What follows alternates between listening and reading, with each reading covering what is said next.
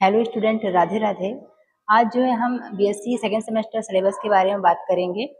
जैसा कि आपका फर्स्ट सेमेस्टर का जो एग्जाम था वो कंप्लीट हो चुका है और इसका रिजल्ट भी आ चुका है। रज्जू विहार यूनिवर्सिटी का जो सिलेबस है उसमें हम सेकेंड सेमेस्टर के सिलेबस के बारे में डिस्कस करेंगे। तो सबसे पहले बात कर लेते हैं हम कोर्स टाइटल की। कोर्स टाइटल आपका है आर्चिगोनियड्स एंड प्लांट्स आर्किटेक्चर। इसमें आपका यूनिट फर्स्ट है। यूनिट फर्स्ट में आपका इंट्रोडक्शन टू आर्चिगोनियड्स एंड ब्रायोफाइट्स। इसमें आपको जो है ब्रायोफाइट्स में जैसे आपका जनरल कैरेक्टर हो गया और आपके हैबिट हैं, thallus, range of thallus organisation, ये आपको क्लासिफिकेशन, ये सब आपको पढ़ने पड़ेंगे। ब्रायोफाइट्स में जैसे आपका रिक्शिया है, मार्केंसिया है, एंथोसेरॉस है, स्फैग्नम है, ये जितने भी आप एग्जाम्पल देख रहे हैं ये सारे आप जो है ब्रीफ में इसमें आपको जो है पढ़ने पड़ेंगे।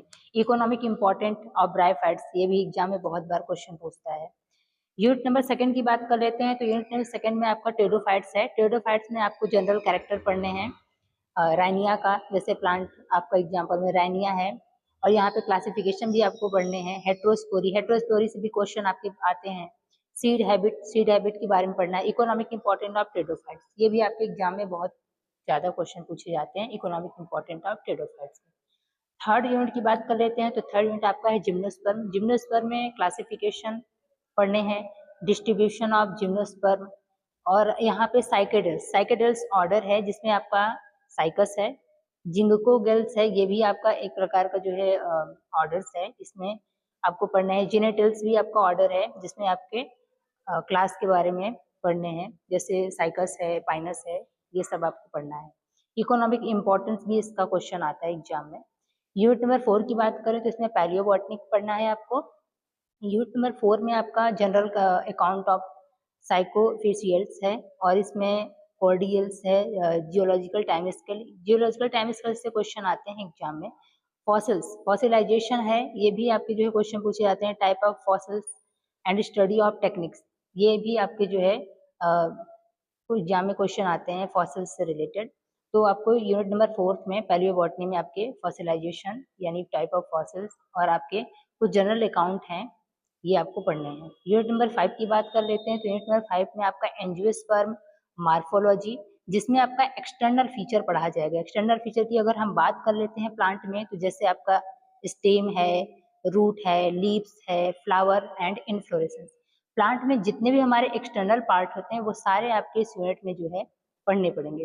अब आपकी मार्फोलॉजी की बात करें तो यहाँ पे external root, stem, root, flowers, ये सब हो चुके हैं। अब आपका जैसे फ्रूट है, टाइप ऑफ प्रेजेंटेशन है, definition of seed, definition and type of seed, ये भी आपको यूनिट नंबर 5 में पढ़ने हैं। यूनिट नंबर 6 की बात कर ले तो यहाँ पे प्लांट एनाटॉमी है। प्लांट एनाटॉमी में प्लांट के हम इंटरनल पार्ट के बारे में डिस्कस करेंगे। इंटरनल पार्ट में इसमें हमको जैसे कि सेल्स है, टिश्यू है, और भी बहुत सारे एग्जाम्पल हैं जो आपको यूनिट नंबर 6 में पढ़ने हैं। जैसे कि आपका इसमें रूट एंड स्टेम का जो कैम्बियम है, कैम्बियम स्ट्रक्चर, इसका फंक्शन और इसका एनामलस सेकेंडरी ग्रोथ। और एनामलस सेकेंडरी ग्रोथ की बात करें तो इसमें बिग्नोनिया है, बुरहाबिया है, ड्रेशिना है, निक्टेंथस है, ये सब आपको जो है पढ़ने पड़ेंगे। बुरहाबिया, बिग्नोनिया एंड निक्टेंथस, ये आपके जो है डाइकोटिलेडोनस प्लांट हैं, इसमें सेकेंडरी ग्रोथ देखने को मिलता है, ये आपको पढ़ना है। ड्रेशिना, ड्रेशना एक ऐसा प्लांट है जो मोनोकॉट होते हुए भी सेकेंडरी ग्रोथ शो करता है, ये एक एक्सेप्शनल प्लांट है, इसको भी आपको यूनिट नंबर 6 में पढ़ना है। बात कर लेते हैं यूनिट नंबर 7 की। यूनिट नंबर 7 में आपका रिप्रोडक्टिव बॉटनी है। रिप्रोडक्टिव बॉटनी में प्लांट एम्ब्रियोलॉजी है। एम्ब्रियोलॉजी में आपको जो है प्लांट के जितने भी रिप्रोडक्शन वाले पार्ट हैं, जैसे कि आपका एंड्रोशियम, गैनोशियम है, उसके बारे में आपको ब्रीफ में पढ़ना है। जैसे बात कर लेते हैं हम स्ट्रक्चर ऑफ माइक्रोस्पोरेंजियम, तो ये आपके जो है मिल्क को इंडिकेट करेंगे। जितने भी आपके मिल्क के जो है मेच्योरेशन से लेके पूरे प्रोसेस होते हैं वो सब आपको पढ़ना है। मेगा स्पोरोजेनेसिस में, मेगा स्पोरोजेनेसिस में आपको फीमेल के बारे में सारे पढ़ने हैं, यानी फीमेल गैमेटोफाइट के बारे में पढ़ना है। इसमें आपको टाइप ऑफ पॉलिनेशन पढ़ना है, मेथड्स क्या होता है, जनरेशन ऑफ पॉलिन ग्रेन क्या होता है, और इसमें आपका structure of dicot and monocots. Endosperm के बारे में पढ़ना है, double fertilisation, apomixis and poly embryonic. Unit number second आपका यूनिट नंबर जो आपका 7 है यानी रिप्रोडक्टिव बॉटनी, इसमें आपको ये सब चीजें पढ़ने पड़ेंगे।